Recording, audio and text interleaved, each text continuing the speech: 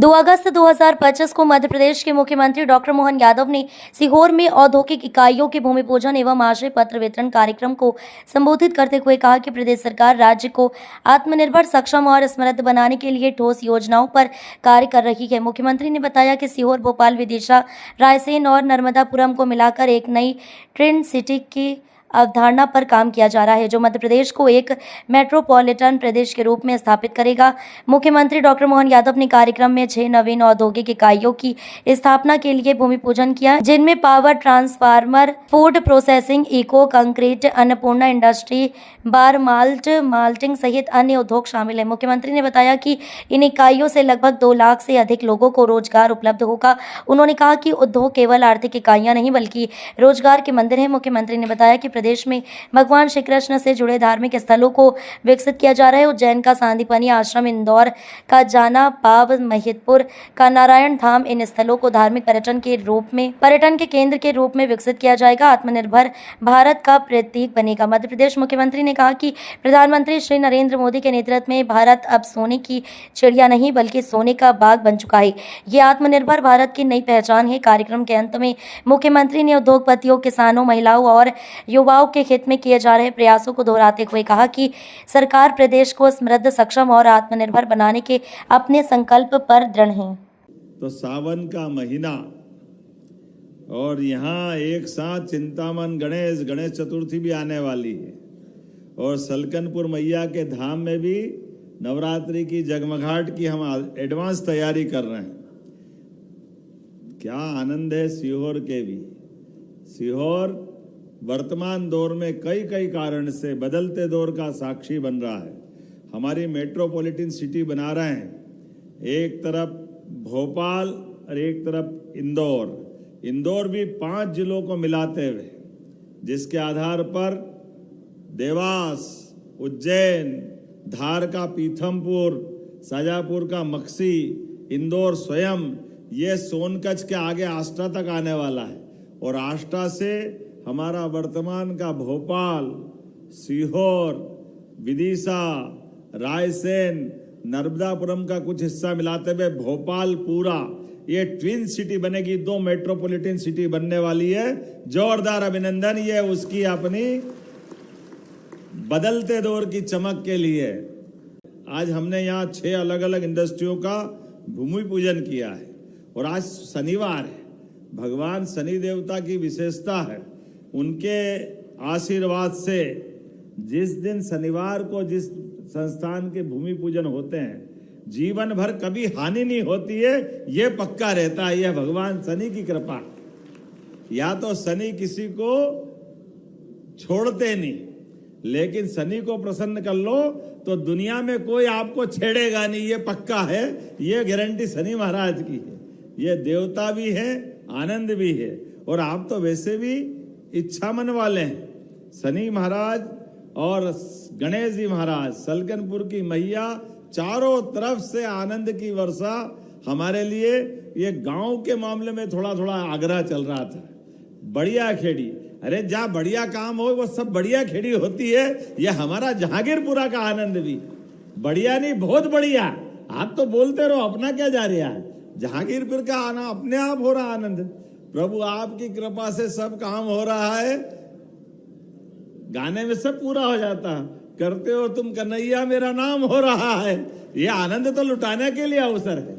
आज परमात्मा की दया से बदलते दौर में यशस्वी प्रधानमंत्री के नेतृत्व में जोरदार अभिनंदन श्रीमान नरेंद्र मोदी जी का करें। कई कारण से आज का दौर, आज का समय भारत का, मध्य प्रदेश का एक अलग प्रकार के अवसर दे रहा है। कितना अच्छा लगता है।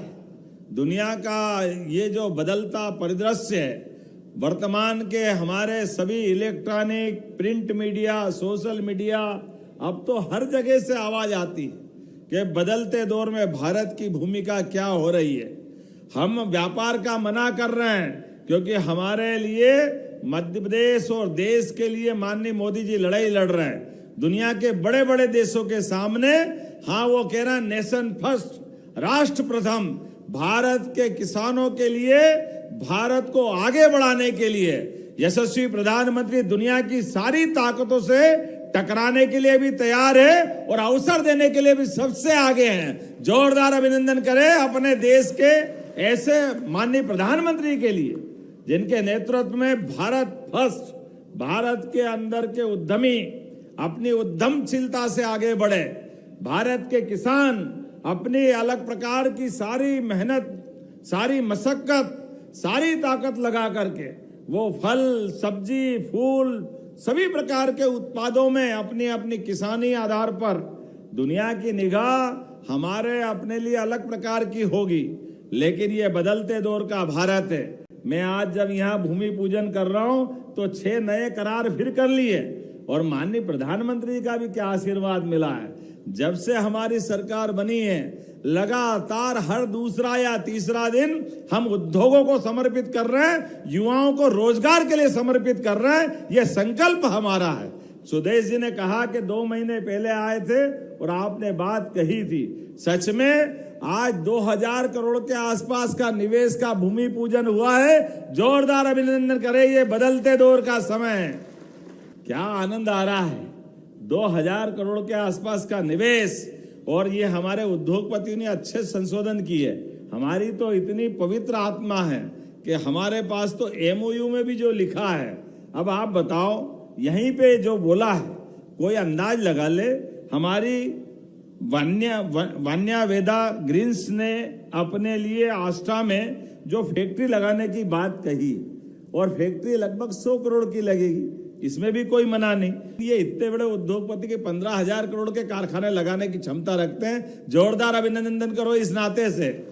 अलग अलग प्रकार के सभी क्षेत्रों में वो काम करते हैं। पावर उनके पास है, उनकी अपनी खुद का विद्युत उत्पादन का बड़ी इकाई चलती है।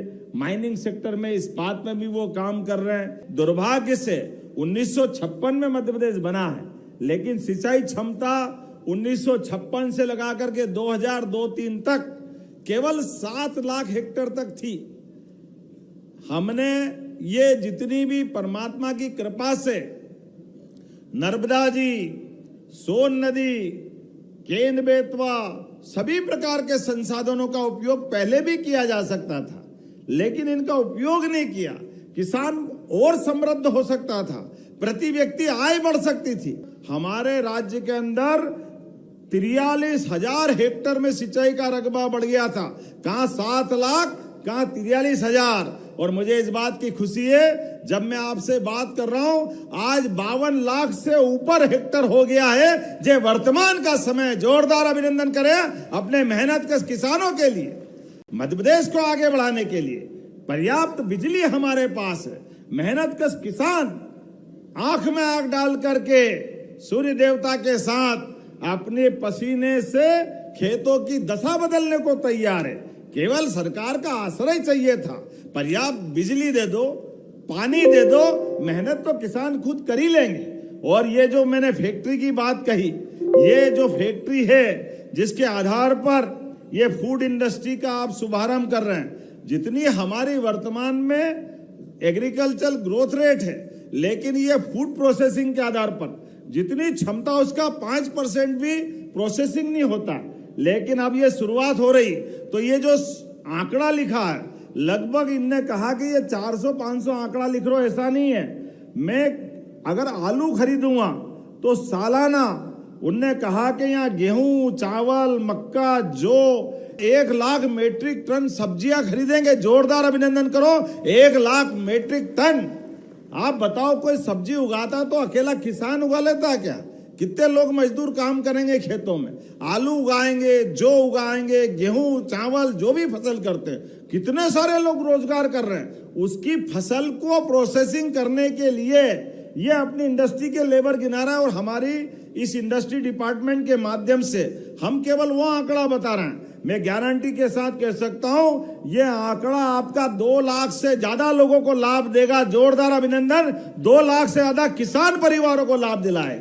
अगर नीचे तक का पूरा आंकड़ा, क्योंकि फल हम उगाएंगे, सब्जी हम करेंगे, फसल हम करेंगे, फसल को उठाकर जैसे मंडी में बेचने जाते थे, और मंडी में केवल हमको उस समय रोज उतरते चढ़ते भावों के आधार पर फसल के दाम मिलते थे। अब ये हमारी सच्चे अर्थों में फूड इंडस्ट्रियां लगने से ये हमारी दाम को भी ऊपर ले जाएगी और हमारे लिए वर्तमान में और फसल उत्पादन को प्रेरित करेगी।